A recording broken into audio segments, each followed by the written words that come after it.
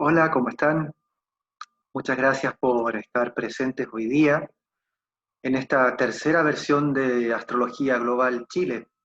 Quiero partir de mi ponencia dando las sinceras gracias a Adolfo Jerez, quien me ha vuelto a invitar generosamente a este encuentro y agradecerles a todos ustedes que están viendo y, y compartiendo este encuentro en donde estoy seguro de que todos vamos a aprender muchísimo.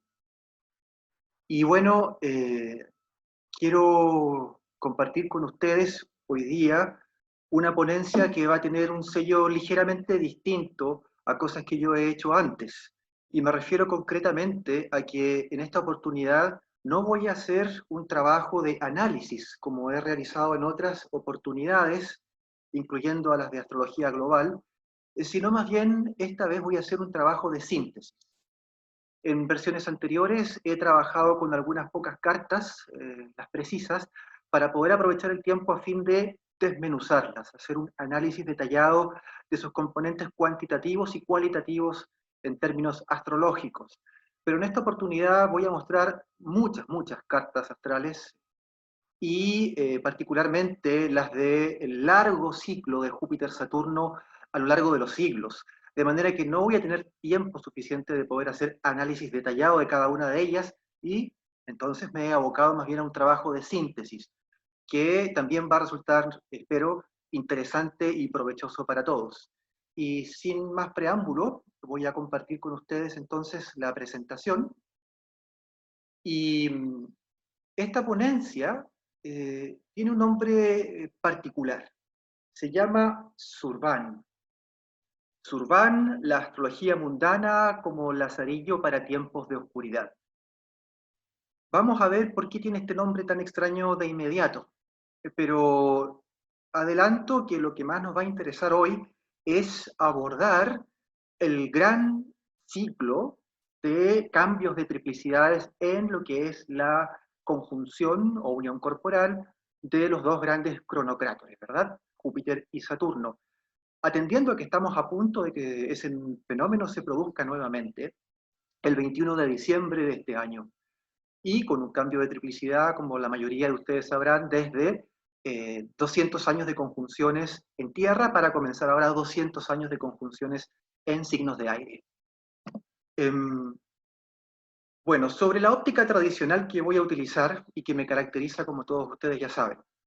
Los astrólogos tradicionales trabajamos con el destino, esto es, utilizamos técnicas predictivas para dilucidar el plan divino que mueve todas las cosas. Para esta óptica, todos los sucesos, grandes y pequeños, están predefinidos dentro de un entrelazamiento cósmico que sincroniza los eventos celestes con los terrestres, generando una estrecha interconexión entre el universo y los seres humanos.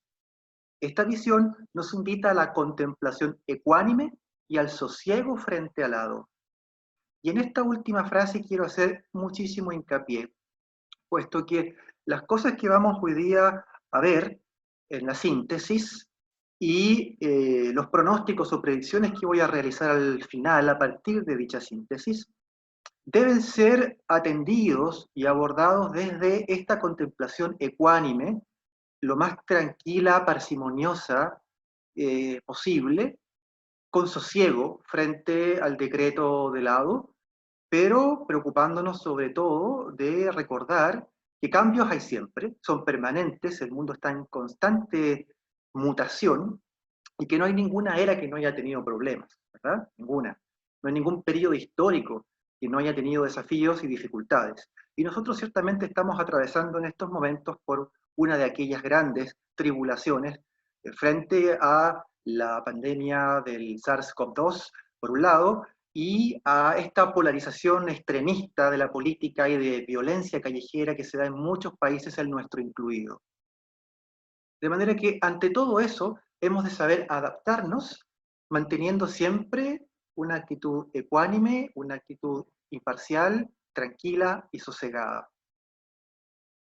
Ahora bien, ¿por qué se llama así esta ponencia? ¿Por qué escogí este nombre? Bueno, Surban es el señor del zodiaco, es el dios del tiempo y del destino dentro del antiguo panteón persa. de los pueblos iranios que habitaban lo que actualmente sería Irán o Persia. Esto en un momento histórico en donde en esa zona se practicaba una religión politeísta. Surván llegó a ser la deidad principal dentro del período que comprende la dinastía de los sasánidas entre los siglos III y VII después de Cristo. Su nombre deriva del vocablo avéstico para decir tiempo o duración, siendo el avéstico un antiquísimo idioma de origen iranio. Se le consideró como una deidad que personificaba lo celeste y por lo tanto era la fuente tanto del tiempo como del espacio. Fue padre de los gemelos Hormuz y Arimán. Estos puede que los hayan escuchado, sobre todo el último.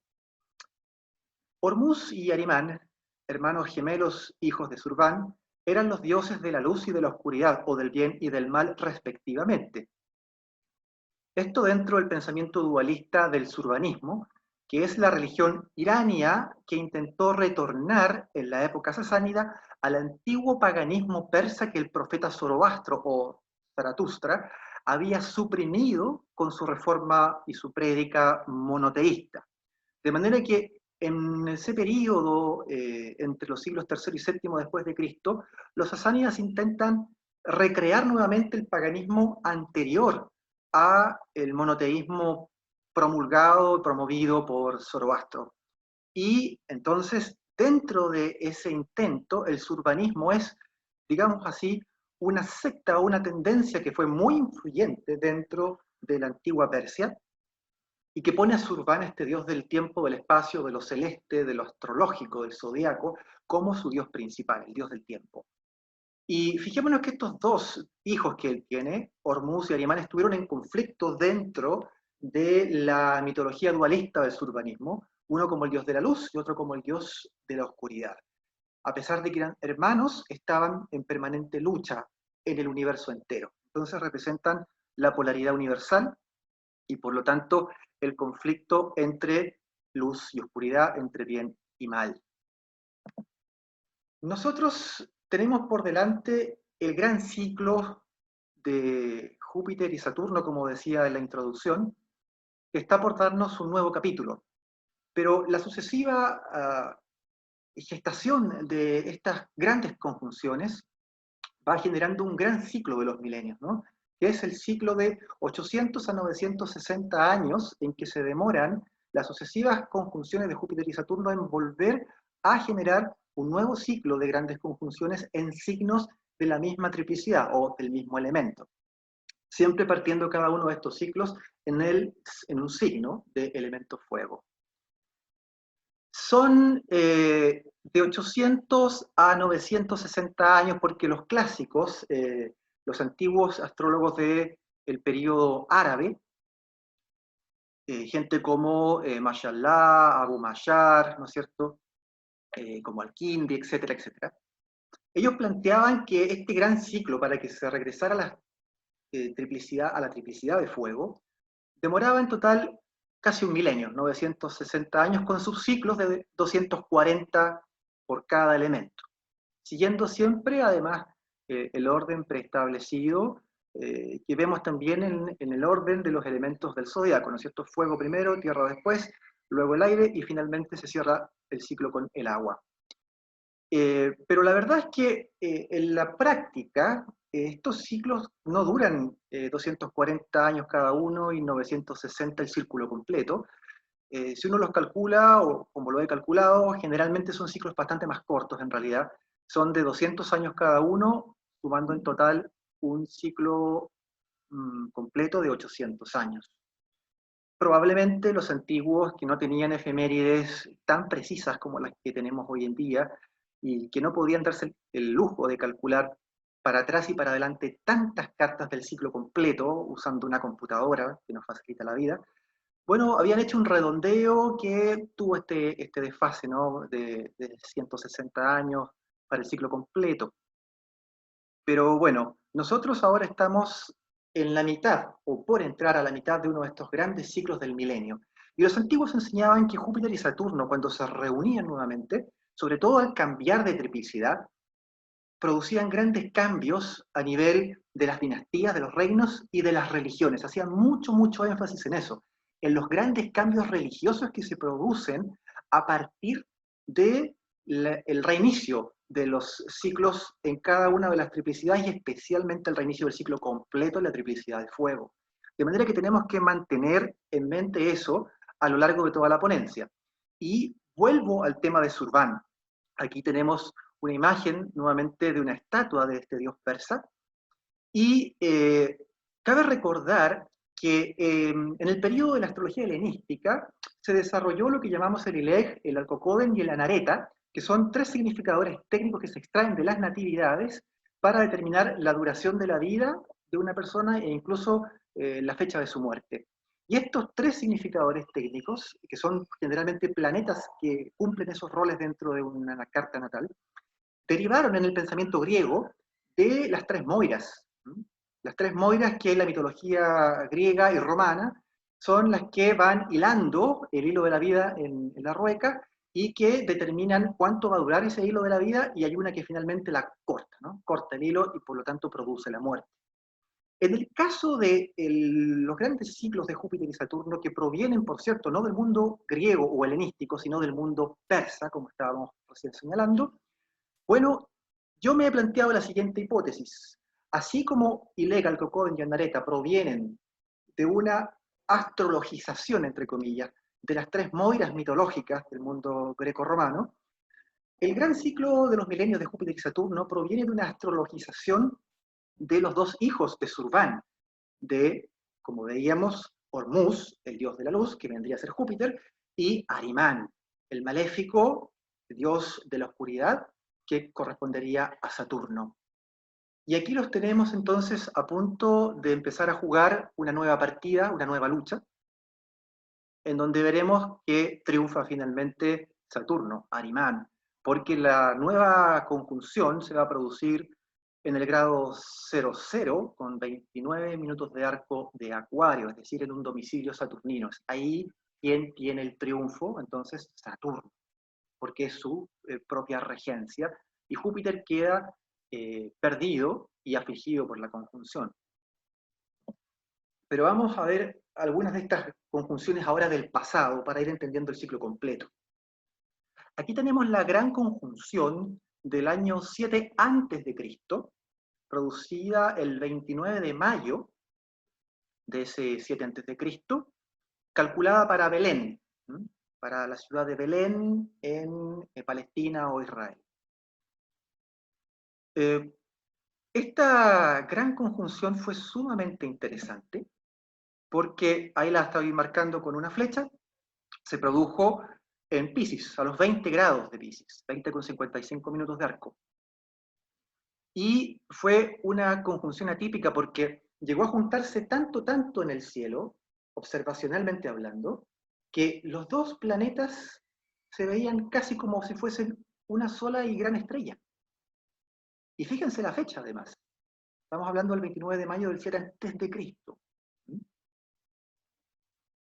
Sabido es que Jesús de Nazaret no nació un 25 de diciembre del año 1. Esa es una fecha que se creó en el Imperio Romano. Sabemos que probablemente nació mucho antes de eso. Pues bien, esta gran conjunción de Júpiter-Saturno del 7 a.C., la gran mayoría de los astrólogos y de los estudiosos, que incluso no son astrólogos sino historiadores, o a veces exégetas bíblicos, están de acuerdo en que fue este fenómeno la famosa estrella de Belén, la que siguieron los tres reyes magos a lo largo del desierto para entregarle los presentes a Jesús recién nacido. De manera que estamos hablando de algo importantísimo en términos tanto astrológicos como históricos y religiosos. Esta gran conjunción fue, por cierto, la última del ciclo de agua en Piscis, que cerró un gran ciclo completo. Ese gran milenio astrológico, en realidad 800 años, como decíamos antes, y lo cierra. Esta conjunción es la última, con esa se acaba el gran ciclo, para que luego en la siguiente gran conjunción comience un ciclo nuevo, otro nuevo milenio astrológico. Y entonces los Reyes Magos siguieron esa estrella. ¿Y quiénes eran los Reyes Magos? Bueno, astrólogos persas, justamente, de una época en donde Persia está gobernada por el Imperio Parto, el que estuvo antes de los sasánidas que nombré al principio. Y estos tres Reyes Magos siguieron esta estrella, como nos señala el segundo capítulo del Evangelio de Mateo, diciendo las siguientes palabras que tienen ustedes allá abajo en el griego original, el griego quiné del Evangelio. Dice, «Idú magia po anatolón pareyenon to is hierosólima». Es decir, y he aquí que unos magos de Oriente llegaron a Jerusalén. ¿Y qué hacían ahí? Siguiendo una estrella para buscar al Mesías. Esta conjunción, por cierto, se produjo 3 veces seguida por la retrogradación de los planetas. Se produjo primero el día 29 de mayo del 7 a.C., luego los planetas se separaron y retrogradaron, volvieron a reunirse otra vez más cuando se volvieron a juntar el día 1 de octubre del 7 a.C., se volvieron a separar, retrogradaron y se reunieron una tercera y última vez el 5 de diciembre del 7 a.C. 3 veces la conjunción de Júpiter y Saturno en el mismo año, y llegó a estar, como les decía, tan junta que parecían una sola gran estrella, la estrella de Belén. Ese fenómeno fue tremendamente significativo para estos astrólogos persas. Imagínense cuán importante fue que llegó a cerrar un ciclo del milenio astrológico para luego anunciar, por supuesto, la llegada del Mesías y el inicio de una gran religión. Aquí tenemos ya la siguiente gran conjunción, la posterior a la que acabamos de ver, ocurrida el 26 de diciembre del año 14 de nuestra era. Entonces nos encontramos con que 20 años después se produce esta nueva gran conjunción, pero que da el puntapié inicial al nuevo ciclo. Y aquí vemos, lo estoy apuntando con una flecha, la gran conjunción en el grado 4 con 51 minutos de arco en Sagitario, signo de fuego. Entonces se inician ahora una serie de conjunciones durante 200 años en signos de fuego y arranca un nuevo ciclo que da inicio al cristianismo. Porque es en esta fecha cuando ya Jesús de Nazaret está en el proceso, ¿no es cierto?, de prepararse para lo que va a ser su misión. Y dentro del periodo de 20 años que rige esta gran conjunción hasta la siguiente, del gran ciclo, ya va a estar Jesús de Nazaret predicando, ya va a estar Jesús de Nazaret en su misión con los apóstoles, y ya va a estar Jesús de Nazaret crucificado. Y para los creyentes, por supuesto, resucitado y ascendido al cielo. De manera que aquí, dentro del periodo de 20 años que rige esta gran conjunción que da inicio, insisto en eso, al gran ciclo del milenio, nace el cristianismo propiamente tal. Y es esta religión la que va a transformar completamente a Occidente, a partir del Imperio Romano y luego al mundo entero. Entonces estamos viendo algo tremendamente significativo en términos astrológicos. La era del cristianismo transformó, como digo, al mundo, y a Occidente en particular. Ahora, recordemos que el edicto de Tesalónica, decretado por el emperador Teodosio el 27 de febrero del año 380 de nuestra era, termina por imponer legalmente el cristianismo en todos los territorios del Imperio Romano, religión que determinará la conciencia colectiva del mundo occidental hasta nuestros días. La historia del cristianismo quedará marcada por el cisma del año 1054, cuando la iglesia se parte en dos, ¿no es cierto? La iglesia católica romana en Occidente y la iglesia ortodoxa griega en el Oriente, en Bizancio. Dando comienzo así al paulatino declive de esta fe en el mundo, porque antes la iglesia era una sola, la iglesia universal en todo el mundo, y aquí se parte en dos. Y a partir de 1054 entonces empieza un lento declive, y aquí estamos hablando ya del nuevo milenio astrológico. Ya han pasado más de 1000 años desde la gran conjunción que acabábamos de ver, la del 14 de nuestra era, año 14, después de Cristo. Ahora, este año 1054 y el gran cisma religioso coincidió con el inicio de un nuevo periodo de triplicidades dentro de la gran conjunción de Júpiter y Saturno, según el ciclo de, aproximadamente para los antiguos, 960 años. Esto en paralelo a la gran supernova que apareció ese año en el cielo, a los 24 grados con 05 minutos de Géminis, pero sobre la constelación Tauro. Entonces, estos fenómenos nuevamente arrancaron con un cisma religioso, un quiebre tremendo. y con todas las implicancias culturales que eso tuvo, ¿no? Aquí tenemos el inicio del gran ciclo, del nuevo milenio astrológico, de estos 8 siglos o 960 años para los antiguos, dentro del cual ocurre el gran cisma del año 1054. Bueno, el inicio de este nuevo ciclo, segundo ciclo tras el comienzo del cristianismo, se dio el 5 de octubre del año 809 de nuestra era. Y aquí lo calculé para la ciudad de Roma, que viene a ser la capital del cristianismo desde sus orígenes. Ahí voy a marcar la gran conjunción, ¿no es cierto?, que la vemos en el grado 03 con 19 minutos de arco en Sagitario. Arranca nuevamente con signos de fuego para dar origen a un nuevo milenio astrológico. Pongo milenio siempre entre comillas porque estamos hablando, insisto, de alrededor de 800 años. Aquí tenemos el ciclo de tierra que se inició luego de que se dieron las conjunciones por 200 años en signos de fuego. Esto ya entonces es el 18 de noviembre del año 1047. ¿Se fijan? O sea, estaríamos hablando de 7 años antes del gran signo. O sea, queda dentro del periodo de 20 años que rige la gran conjunción. Ahí la estamos viendo con la flecha, en el grado 5 con 07 de Capricornio. Inicia el ciclo ahora de 200 años de tierra. Para los que tengan dudas o no conozcan esto, cada gran ciclo astrológico parte, como decíamos, 200 años de fuego, 200 de tierra, 200 años de conjunciones en signos de aire y luego 200 más en signos de agua. Se cierra el ciclo. Entonces aquí tenemos la segunda parte o el segundo capítulo de los 4, que aborda, digamos, esta ruptura. Y eso es típico del comienzo de los ciclos de triplicidad de tierra, la gran conjunción, produce rupturas, quiebres. Y el fin también, por cierto. Tanto el comienzo como el fin de ese ciclo suele generar desmoronamiento de cosas que eran muy sólidas.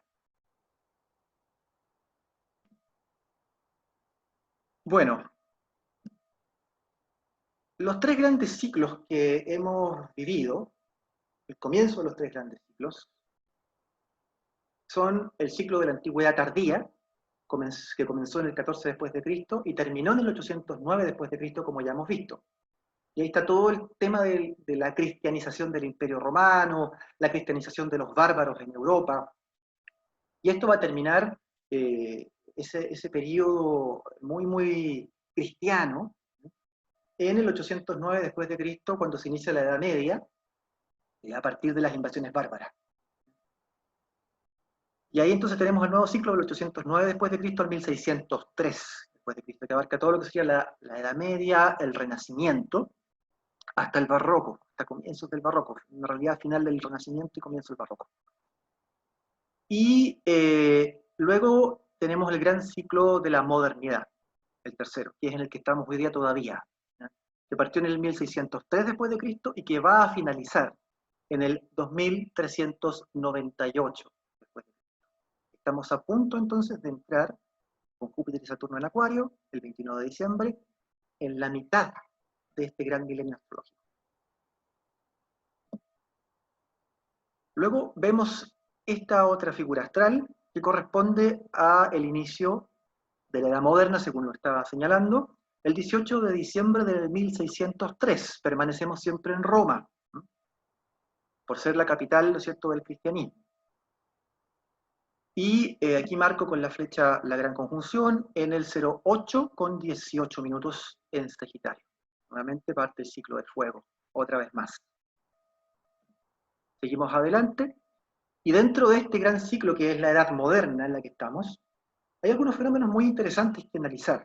En este caso uno muy, muy reciente, en términos históricos, ¿no?, que es todo el hipismo y lo que sucedió en California durante los años 60, y el cambio de mentalidad que hubo en el mundo entero, en realidad, a partir de la década de los 60, que fue un quiebre, un antes y un después de la cultura y en la civilización occidental. Fíjense ustedes cómo el festival de Woodstock, que se celebró en agosto del año 1969, tenía estos tickets que decía An Aquarian Exposition. ¿Mm? An Aquarian Exposition. Una exposición acuariana. Es muy curioso porque probablemente estaban muy influidos, ¿no es cierto?, por la New Age, por esas corrientes más comerciales de la espiritualidad, entre comillas, contemporánea o postmoderna, pero todo lo que significó Woodstock, todo lo que significó el tema del abuso de drogas, del amor libre, el experimento hippie, y cómo eso sigue incidiendo hasta el día de hoy, y lo que estuvo detrás de eso en términos de pensamiento político y de pensamiento filosófico también, con todo el postmodernismo, con toda la escuela de Frankfurt, por ejemplo, con estas corrientes más ligadas al marxismo cultural, por ejemplo. Tiene antecedente astrológico, por supuesto, y es el fenómeno del Gran Stellium que se dio en 1962, 7 años antes del Festival de Woodstock, pero al inicio de la década de los 60 con el arranque del hipismo, del cual Woodstock va a ser simplemente el capítulo final, ¿no? Va a ser la guinda de la torta.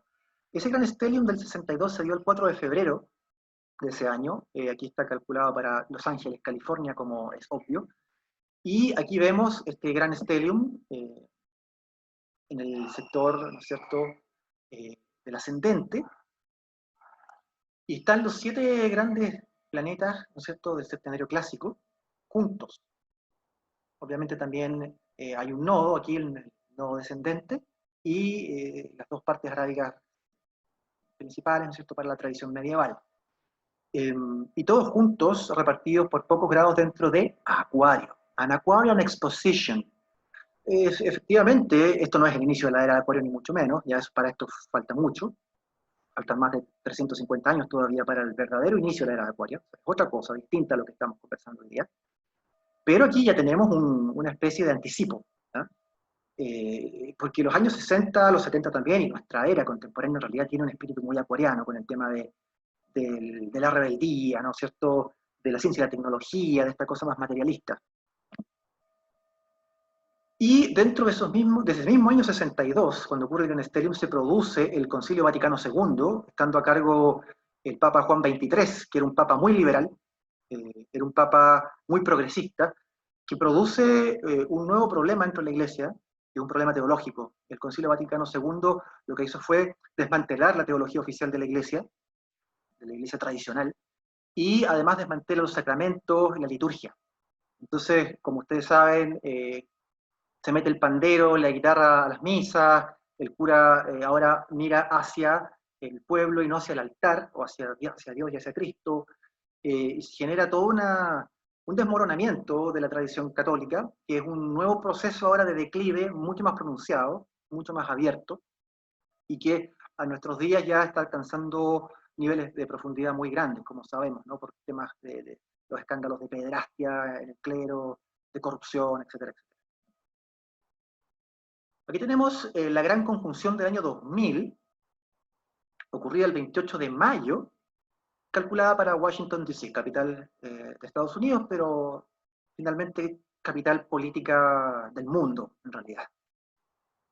Y ocurrió entonces el 28 de mayo del 2000,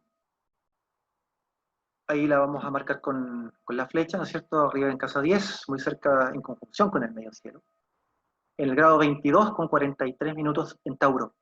Es la conjunción que todavía no está rigiendo aún, por los 20 años, nos quedan días, semanas de esto, y bueno, fue la que cerró el subciclo de grandes conjunciones en signos de tierra. Y esta gran conjunción fue la que anunció, entre otros fenómenos astrológicos que no voy a mencionar, el desmoronamiento, como decíamos, cierra un ciclo de tierra y viene el desmoronamiento. Se desmoronaron las Torres Gemelas, atacaron el Pentágono, fueron esos ataques terroristas que significaron un antes y un después en todo el mundo en términos de seguridad, lucha contra el terrorismo, en fin, invasiones, guerras en Irak, en Afganistán, y como efecto posterior de aquellas guerras también otras tantas, ¿no es cierto?, en Libia, en Siria, en fin, un desastre tremendo. Y eso cierra entonces el ciclo, y un fenómeno intermedio que ocurrió ahora, el día 31 de marzo de este año 2020, fue la conjunción de los dos maléficos, Marte y Saturno, en el grado 00 con 39 minutos de arco en Acuario. Grado 0 de Acuario, recuerden eso. Marte y Saturno, los dos juntos. Esa conjunción se produce cada 2 años aproximadamente. Y va a ser el mismo grado, ahí lo voy a marcar, por cierto, con la flecha, va a ser el mismo grado cero de Acuario en el que va a ocurrir ahora, el 21 de diciembre, la gran conjunción con cambio de triplicidad de Tierra a aire, ¿no? Que inicia el nuevo ciclo de Júpiter-Saturno. Entonces queda ese grado acuariano remarcado 2 veces este mismo año, cosa que es astrológicamente muy significativa. Y acá ya estamos viendo la gran conjunción del 21 de diciembre de 2020, estamos muy cerquita de ella, siempre calculada para Washington, ahí estoy marcándola también con la flecha, también nuevamente en casa 10 para Estados Unidos y para muchos países de América, incluido el nuestro. Y se produce en el grado 00 con 29 minutos de arco en Acuario. ¿Cómo es posible? Bueno, porque hubo retrogradación de Saturno. Retrogradó, así que se puso un poquito más atrás de donde estaba cuando se unió corporalmente con Marte. Y esta gran conjunción va a cambiar muchísimas cosas. Y rige un periodo, insisto, de 2 siglos completos. Vamos a hablar de qué cosas, qué cambios produce, ¿no? Al final. Pero una cosa muy interesante es esta. La gran conjunción en el 00 con 29 de Acuario se va a producir a poquito más de 1 grado de distancia del ascendente de la Carta Fundacional de la República Popular de China. Aquí vemos su ascendente, lo voy a marcar con el cursor, aquí está, en el grado 01 con 33 minutos de Acuario. La gran conjunción le va a pegar aquí encima y va a activar todo lo que representa el ascendente de China, ¿no? Es el país mismo, es su gente, su pueblo, son sus costumbres, son sus formas de hacer las cosas, es su carácter nacional. Y la gran conjunción que inicia un nuevo ciclo de 200 años da aquí, da a China directo, justo en el ascendente. Entonces, es importante señalar para quienes tengan dudas sobre el grado ascendente que esta carta fundacional está tomada con la hora que sería fundada, ¿cierto?, la República o proclamada por Mao Zedong, el 1 de octubre de 1949 a las 3:01 minutos de la tarde, 3:01 pm. Y esa hora es absolutamente correcta, porque es la hora a la que se tomó esta misma fotografía que estamos viendo en pantalla. Es el momento exacto en que Mao Zedong comienza su discurso oficial de proclamación de una nueva República Popular Comunista en China. De manera que no hay ninguna duda sobre la hora, el ascendente es correcto. Es ahí donde va a pegar la gran confusión. Entonces, con todo esto, ¿qué podemos decir de lo que se avecina en términos predictivos? ¿Cuál es el juicio de los astros, diríamos los tradicionalistas? Primero, un cambio del centro geopolítico, desde Occidente a Oriente, particularmente de Estados Unidos a China. Estamos viendo. Estados Unidos pasa a ser el segundo país durante un periodo y China el primero, como geopotencia, ¿no? Y como motor económico también, y político. No obstante, ambos mundos, el occidental y el oriental, se mantienen entrelazados por la interdependencia en términos de logística productiva y economía de escala. O sea, ya no se puede tener un mundo así tan fragmentado, ¿no? Luego, el sistema de libre mercado mutará hacia un postcapitalismo digital en donde tendremos cada vez menos cosas, es decir, seremos dueños de muy poco. En su lugar pasaremos a ser clientes de servicios prestados por medio de bienes colectivos, pasan de mano en mano, al estilo de Uber o de Airbnb. O sea, ya no soy dueño de una casa, no soy dueño de un auto ni de una bicicleta, la arriendo temporalmente. Y ese postcapitalismo va a estar muy digitalizado, todo hecho a través, ¿no es cierto?, de las redes, del 5G y de la robótica y la inteligencia artificial. Las grandes compañías de energías renovables le ganarán la batalla a la vieja industria del petróleo y de los hidrocarburos. La producción de energía verde, entre comillas, será el gran motor del postcapitalismo y va a marcar eso un cambio radical en el mundo, en la manera de consumir, en la manera de producir. La robotización de los procesos productivos generará grandes cambios en los planes de educación y formación profesional y modificará nuestro tipo de alimentación, así como la manera de producir los alimentos. Y ahora podemos imprimirlos en 3D, hacer hasta carne sintetizada y ese tipo de cosas, ¿no? O leche de cucaracha, que también tiempo les dio por avisar que para allá va la cosa, porque es muy proteica. El diagnóstico médico alcanzará niveles de precisión increíbles y el monitoreo regular de la salud será desde la casa, gracias a la inteligencia artificial, diagnósticos caseros. Se erradicarán varias enfermedades incurables y otras tantas que son crónicas tendrán soluciones mucho más eficientes que hoy en día, lo cual es uno de los aspectos positivos que tienen estos cambios que se avecinan. También podemos indicar que una nueva moral le exigirá total transparencia y probidad a los políticos dirigentes. La gente va a estar muy jodida con eso, llegando a esos extremos pocas veces vistos desde la época del puritanismo del siglo XVI. Se da una moralina muy fuerte respecto al quehacer público. Se producirá además, producto de eso, una valoración muy grande de la hipocresía. Porque eso es lo que pasa cuando los tiempos se vuelven muy puritanos, muy moralistas. La hipocresía crece, porque hay que fingir santidad, hay que fingir corrección política. Algo de eso ya estamos viendo, pero se va a poner peor. El discurso de una élite maligna y abusadora que oprime a un pueblo puro y santo, o sea, el típico discurso del populismo, terminará por demoler el sistema democrático liberal tal como lo conocimos. Pero algo lo reemplazará. Entonces se avecina una tecnocracia de la vigilancia digital y una mayor participación de la gente en la toma de decisiones públicas a través de las mismas redes sociales que terminan siendo métodos y mecanismos de participación tecnodemocrática, una especie de democracia digital participativa 2.0, ya no representativa. El desarrollo de la neurotecnología, esto es súper importante, revolucionará la cultura y la civilización en conjunto con la inteligencia artificial y la computación cuántica, que darán entonces inicio a la llamada cuarta revolución industrial. La cuarta revolución industrial. La neurotecnología va a cambiar muchas cosas, vamos a hablar un poquito más de ella en unos minutos.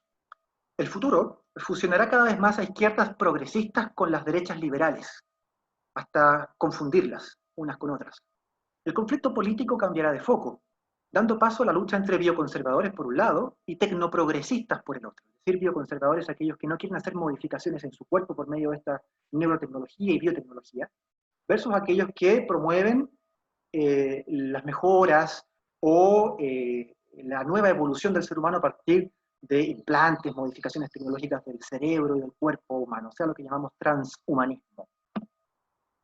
Y el acelerado declive de la Iglesia Católica y del cristianismo en la sociedad occidental hará caer lo que los teólogos llaman el catejon, el obstáculo en griego, que impide o retrasa el advenimiento del anticristo, según nos enseña San Pablo en la segunda carta a los tesalonicenses. Y ahí él utiliza la palabra catejon, hay un obstáculo ya que impide que llegue el anticristo a reinar en el mundo, siendo tal impedimento lo que aún queda de la antigua Roma cristianizada, o sea, el Vaticano y la cristiandad en general, la Iglesia, lo último que va quedando de la Roma cristianizada.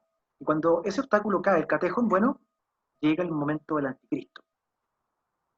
En esta interpretación del catejón, como la Roma cristianizada, están de acuerdo casi todos los padres de la Iglesia en realidad, y los grandes teólogos, incluido San Agustín, por ejemplo, ¿no? Pero ¿qué es realmente el anticristo? ¿De qué estamos hablando? Bueno, en realidad San Pablo mismo dice en las cartas apostólicas que son varios anticristos, no solo uno. Pero anticristo tiene una etimología griega como todo el Nuevo Testamento, ¿no es cierto? Viene de anti-Christos, lo estamos viendo aquí en la pantalla. Anti es en contra y Christos es Cristo, pero anti también tiene otra acepción que es aún más correcta para entender lo que significa anticristo en realidad, ¿no? Anti significa en el lugar de, alguien que reemplaza o más bien suplanta a otro, ¿no? Ocupa su lugar como impostor. Entonces, anticristos es alguien que viene a reemplazar a Cristo, que viene a ocupar su lugar.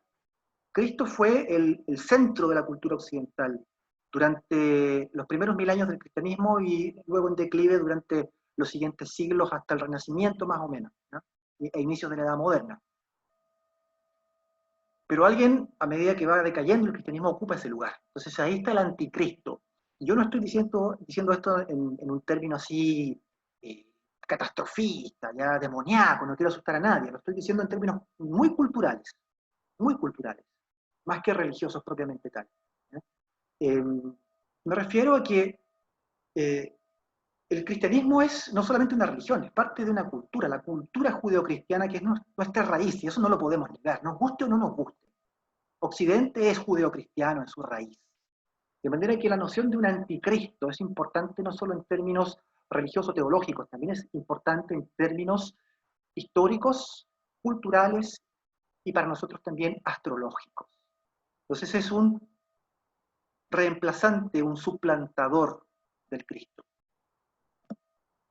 ¿Y quién es ese anticristo, pues? Bueno, la religión que modeló la civilización occidental durante 2000 años entró en una severa decadencia de la que ya no podrá recuperarse. La crisis de la Iglesia Católica, y de algún modo se extiende a prácticamente toda la cultura judeocristiana, dará paso al reemplazo de la cristiandad por una filosofía secular basada en la fe ciega en el ser humano, en su ingenio y su capacidad para mejorarse a sí mismo por medio de la tecnología. En otras palabras, el cristianismo padecerá la profetizada gran apostasía, cuando todos los creyentes se van de la iglesia, nadie quiere creer en ella. Siendo reemplazado el cristianismo entonces en los próximos 100 años por el transhumanismo, esta peligrosa doctrina que quiere tomar la evolución en sus propias manos para acelerarla y hacer cyborgs, seres humanos modificados por medio de ingeniería genética, neurotecnología, implantes, etcétera, etcétera. La integración entre conciencia humana y máquina nos obligará a ver y pensar el mundo de manera radicalmente diferente, porque evidentemente va a cambiar nuestro concepto sobre nosotros mismos, sobre qué es lo humano. Y eso va a desencadenar una serie de dilemas éticos, filosóficos, muy profundos, y va a inaugurar toda esta era, que he llamado la era del anticristo. ¿Por qué? Porque es ese transhumanismo el que va a reemplazar al cristianismo, y es ese espíritu de la era, ese espíritu eh, muy cientificista, tecnocrático, el que va a reemplazar el lugar que ocupaba Cristo antes, ¿no? El que tenía como núcleo, corazón de la cultura occidental, como arquetipo central de lo occidental, como arquetipo de lo espiritual. Y se va a plantear incluso una espiritualidad basada en la tecnología, una tecnoespiritualidad transhumanista, casi una nueva religión, pero secular, ¿no? Laica. Ese es el anticristo, o uno de ellos, porque reemplaza a Cristo. Entonces la neurotecnología va a abrir la caja negra del cerebro. Y sepan ustedes que ya está empezando esto. Hay unos primeros experimentos con ratas ahora que han logrado leer los pensamientos de las ratas, saber en qué están pensando, qué van a decidir por anticipado. Y no solamente eso, ya se sabe cómo implantar pensamientos en los animales y por ende a futuro también en el cerebro humano. Cómo hacerle creer a la persona que está pensando o recordando algo, implantarle recuerdos falsos, implantarle sentimientos, sensaciones. Elon Musk, por ejemplo, acaba de implantarle un chip a una cerdita y logró a distancia, Bluetooth, ¿no es cierto?, inalámbrico, controlar los movimientos de su hocico, lo mostraron. O sea, la neurotecnología viene, y viene ya, viene pronto. Y es una amenaza, francamente, porque se van a meter aquí dentro, ¿no? Caja negra del cerebro, ahí donde está nuestra individualidad, ahí donde están nuestros pensamientos, nuestras creencias, nuestros valores, nuestros recuerdos, lo que somos. Se va a poder manipular eso. De allí que estoy hablando de un anticristo. Alguien que reemplaza incluso a la chispa divina que habita en nosotros, desde afuera. Y aquí tenemos la carta final, bueno, en realidad la carta que reinicia el nuevo ciclo a futuro, el nuevo milenio, sería un cuarto periodo de 800 años después de la fundación del cristianismo, ¿no? Reinicio del gran ciclo el día viernes 2 de octubre del 2398. Ahí marco la gran conjunción en el grado 07 con 25 minutos de Sagitario. Fuego nuevamente. Siempre Sagitario, como vimos. Y ocurre algunos años después de lo que sería el inicio verdadero de la era zodiacal de Acuario, que va a ocurrir el 2376. O sea, cerca de este reinicio del gran ciclo. Entonces eso ya nos sacaría de lo que estamos actualmente, pero es una mirada al futuro que simplemente la dejo ahí como testimonio nada más. Y bueno, quiero cerrar esta presentación recordándoles que si bien esta era y este nuevo periodo representa ciertas amenazas, como hemos visto, ciertos peligros, quiero que también tengan presente que también va a tener grandes oportunidades, porque así como se empiezan a cerrar las cosas en el exterior, así como la espiritualidad, de alguna manera, la fe, la religiosidad, se empiezan a perder producto de esta invasión de la tecnología, incluso en el mundo de lo íntimo, dentro de tu mente, siempre en estos periodos se abre una puerta en el corazón del hombre, adentro, de manera que la espiritualidad y los que buscan al Cristo van a tener que ir a buscarlo en su corazón, adentro, en la caverna del corazón. Ahí está el verdadero nacimiento de Cristo. Y esa era, ese periodo, nos va a dar una gran oportunidad para eso, como nunca antes, para recuperar lo que hemos perdido adentro, mientras que afuera la religiosidad, la institucionalidad, se desmorona y se hace añicos. Es en ese corazón donde podemos encontrar a Dios. Y la gran tribulación de estos 200 años por delante, con China a la cabeza y con la neurotecnología transformando la civilización humana, nos va a estimular más que nunca antes para entrar en el gran silencio, para buscar a Dios ante un mundo que va a negarlo rotundamente. Así que hay también allí una puerta maravillosa de luz que nos espera pese a la adversidad. Y de eso no hay que olvidarse nunca, nunca. Porque aquí está lo que realmente importa. Cierro con esto mi disertación, agradeciéndoles de antemano a todos por su paciencia, por su atención, y los dejo entonces en manos de mis compañeros en el AG3. Muchísimas gracias, cuídense mucho y nos veremos, si Dios quiere, en una próxima oportunidad. Un gran abrazo.